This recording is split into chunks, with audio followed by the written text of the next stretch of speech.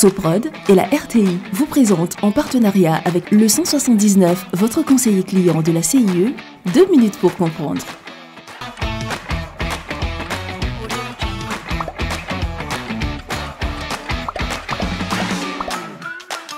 Bonjour, bienvenue dans 2 minutes pour comprendre, votre capsule quotidienne qui vous aide à comprendre comment fonctionne le monde qui nous entoure.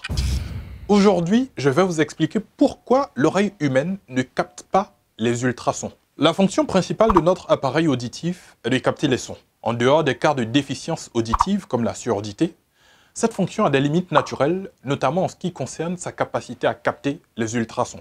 Mais à quoi est due cette incapacité ? L'appareil auditif de l'homme est composé de plusieurs organes chargés les uns de conduire, les autres de traduire les ondes sonores perçues. Selon leur configuration, ces différents organes sont naturellement limités dans leur capacité à percevoir et traduire les sons. L'oreille humaine perçoit les ondes sonores comprises entre 20 Hz, correspondant aux sons graves, et 20 000 Hz, représentant les sons aigus.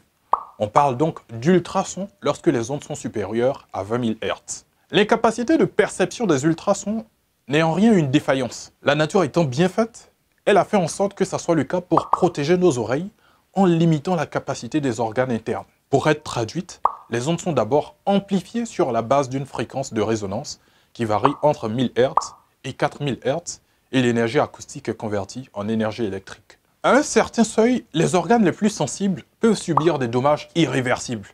C'est pour cette raison qu'une barrière naturelle est formée par les muscles du marteau et de l'étrier qui se contractent pour limiter l'intensité des sons perçus.